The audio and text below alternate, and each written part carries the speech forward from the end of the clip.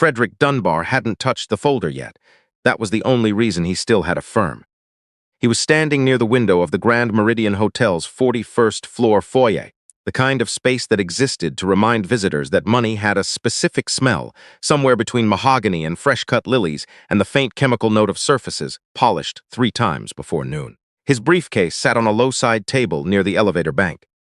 He had set it down 11 minutes ago to take a call from his daughter in Boston, and in those 11 minutes he had paced the length of the foyer twice without once looking back at it. He was still on the call when the girl appeared. She came from the direction of the service corridor, the narrow one that ran behind the elevator bank and connected the linen storage to the main hall. She was young, maybe 13 or 14, wearing a gray pullover 2 sizes too large and carrying a backpack with a fraying strap. Her sneakers had been white once. She stopped 3 feet away from him and waited. Frederick noticed her because she did not move. She stood with both hands at her sides, not fidgeting, not looking at her phone, not glancing toward the elevator the way people do when they are waiting for someone else. She was simply watching him with a kind of patience that did not belong on a face that young. He ended the call. "Can I help you?" he asked. She hesitated for just a moment. Then she said, "Don't sign that, sir." She said it the way someone says a thing they have been building toward for the past 20 minutes. Quiet, careful, not asking. Frederick looked at her for a long second. He was 62 years old and had spent 37 of those years practicing law at the highest levels of corporate litigation. He had sat across from men who ran countries. He was not, as a general rule, unsettled by unexpected conversations. But something in this girl's face made him put his phone into his jacket pocket without looking down. "What did you say?" "The folder," she said. "The one in your briefcase. I think someone switched the papers inside." He did not move. He kept his voice level and his face exactly as it had been. The first thing he had learned to do in a courtroom and had never unlearned. "What is your name?" "Imani," she said. "Imani Foster. My mom works housekeeping on this floor. I was waiting for her in the service corridor when my aunt called and I had to come out here for better signal." She looked at his face the way a person looks when deciding whether they are about to make a serious mistake. "I didn't mean to see it. I wasn't trying to be in anyone's business." "What did you see?" She took a breath. She had the posture of a child who had been taught to stand straight. There was a man. He came from the direction of the conference room, maybe 20 minutes ago. He was wearing a dark suit and a hotel staff pin on his lapel, the gold kind. But he also had cufflinks, silver ones. I noticed because the hotel staff don't wear cufflinks. My mom's worked here for 3 years, and I've never seen any of them in cufflinks.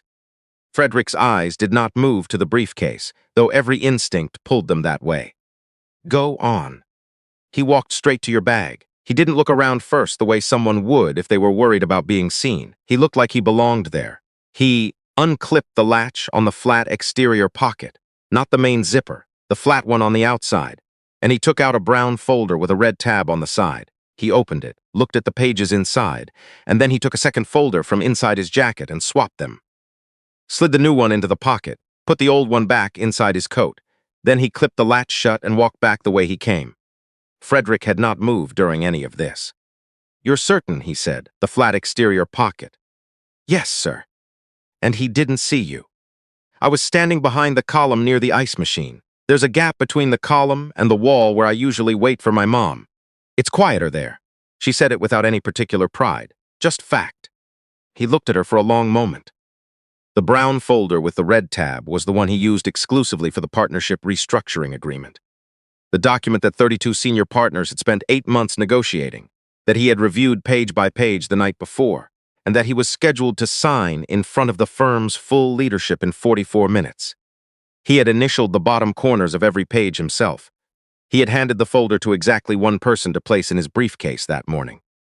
"Imani," he said quietly, "I'd like you to stay with me for a few minutes. Can you do that?" She nodded. He did not open the briefcase. He took out his phone and dialed from memory. Brendan Walsh picked up on the first ring. Brendan was 58, a former federal investigator who had run Frederick's personal security for 9 years and who communicated primarily in short, declarative sentences. "Come up to the 41st floor, foyer," Frederick said. "South stairwell. Knock 3 times when you reach the door." A brief pause. 3 minutes. Frederick put the phone away. He looked at Imani. She had moved to sit on the edge of a bench near the elevator and folded her hands in her lap the way someone sits when they want to take up as little space as possible. "You could have walked away," he said. She looked at the floor for a moment, then back at him. "My mom always says not doing something is still a decision, so." She left the rest of the sentence where it was. 3 knocks came from the stairwell door. Brendan Walsh came through without speaking, closed the door behind him, and let his eyes go immediately to Imani, then to the briefcase, then to Frederick. He waited. "Tell him what you told me," Frederick said. She did. She told him in exactly the same order, in exactly the same words, without adding anything and without leaving anything out. Brendan listened with his hands loosely clasped. When she finished, he asked 2 questions: which direction the man had come from, and how many seconds he had spent at the briefcase. She answered both without hesitation. Brendan looked at Frederick. "I need the camera feed for this floor, past 30 minutes, before you touch that folder." "You'll have it." He looked at Imani. "The cufflinks. Could you tell if they were engraved?" She thought about it carefully. There was something on them. A letter, maybe. I was too far away to see it clearly. "That's enough." He nodded at her once, with no ceremony. "You did the right thing." He made 4 calls in the next 8 minutes. Frederick stood by the window and watched Chicago lie gray and flat beneath an October sky, the lake a dark line at the far edge of everything, and he thought about all the Tuesday mornings in the past 11 years, when a folder had appeared on his desk at exactly the right time, prepared exactly as he had asked, by a person who had never once given him reason to look twice. At 11:19, Brendan came back and turned his phone screen toward Frederick. The footage was clear. A man in a dark suit with a hotel staff pin walked into frame at 10:53, approached the briefcase on the side table, and spent 38 seconds at the exterior pocket. His face was visible for 11 of those seconds. The cufflinks caught the overhead light twice. Trent Colby had worked for Frederick Dunbar for 11 years. He had started as a junior associate straight out of Northwestern Law, had become Frederick's executive assistant at 31, and had run the daily operations of the managing partner's office with the kind of efficiency that made people forget he was there at all. He had keys to every system in the firm. He had prepared the brown folder with the red tab. He had also, Frederick now understood with complete clarity, prepared a second version of what was inside it. Frederick looked at the screen for a long time without speaking. "If I had signed it," he said finally. "I pulled the original from your digital archive 12 minutes ago and compared it to what the hotel's print logs show was produced this morning," Brendan said. "The 2 documents match in all areas except one.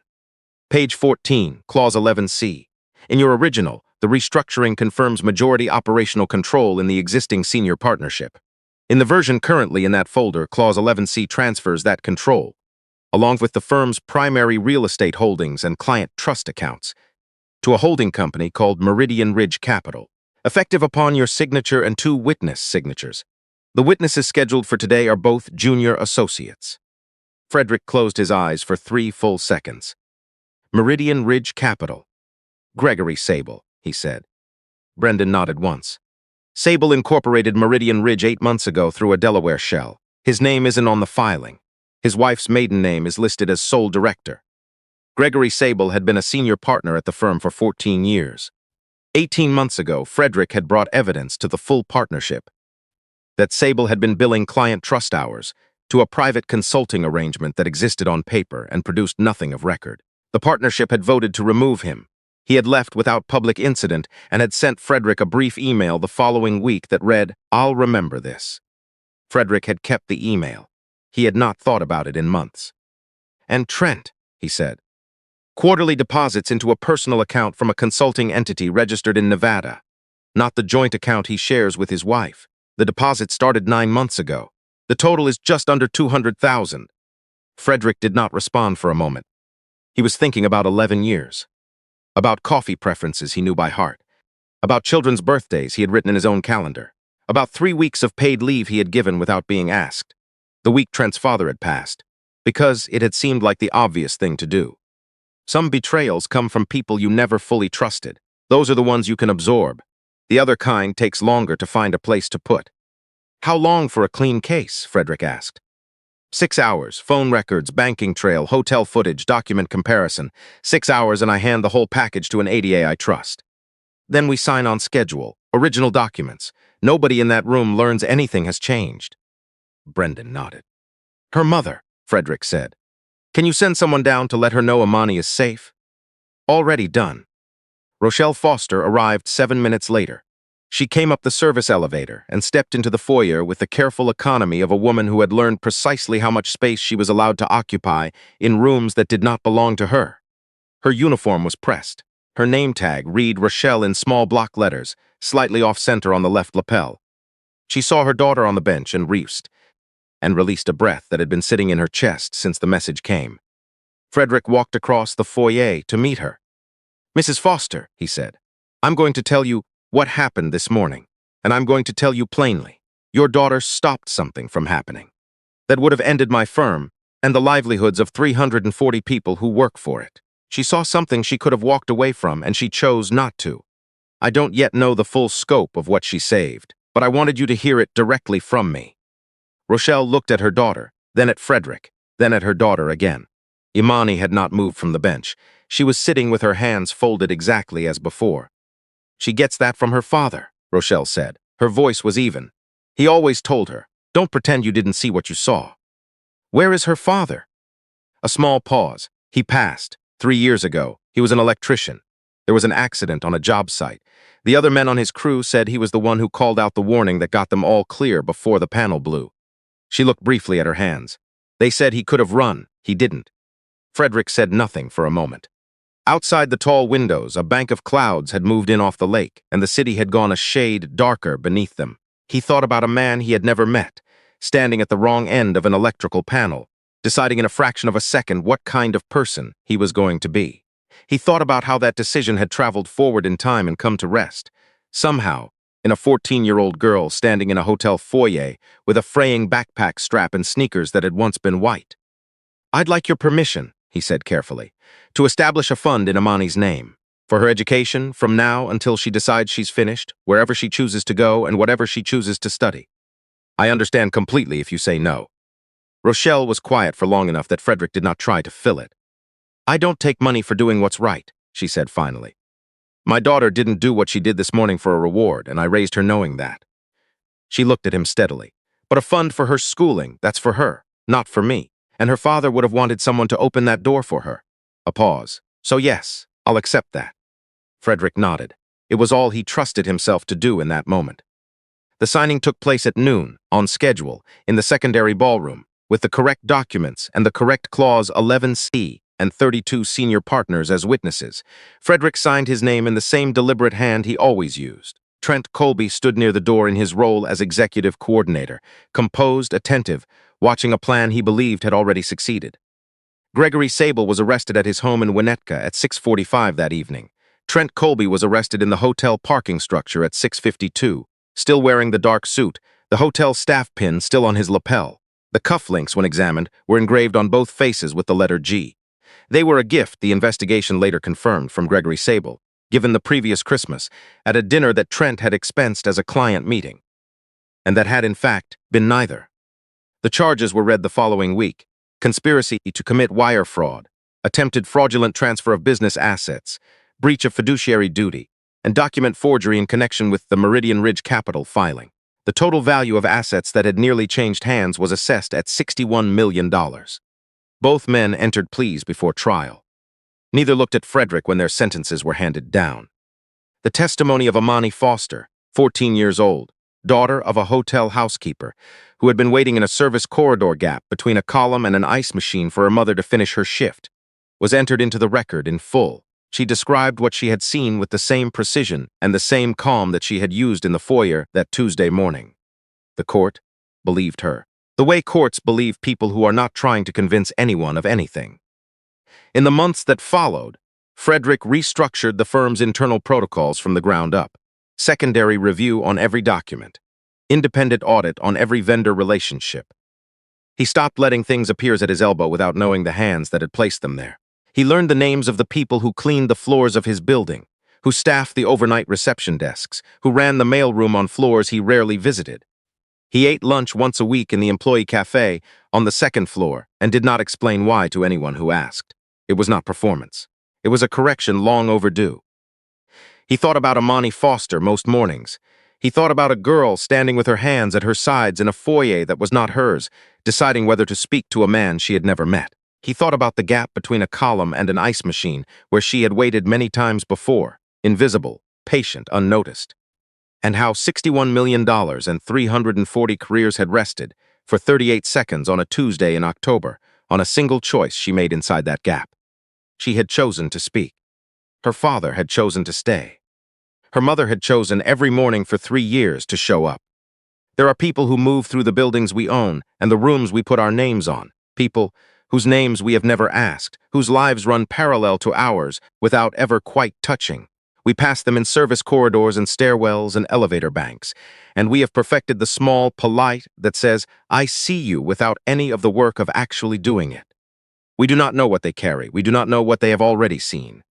Sometimes they are carrying the one thing we cannot afford to lose. Amani Foster was accepted to the Illinois Mathematics and Science Academy the following autumn, on her own record, without help from anyone. The fund Frederick had established sat in her name and grew quietly, waiting for whatever she would eventually decide to do with her life. She knew it was there. She had told her mother it felt like a door being held open at the end of a long hallway. Her mother had said, "That's exactly what it is. Now walk through it."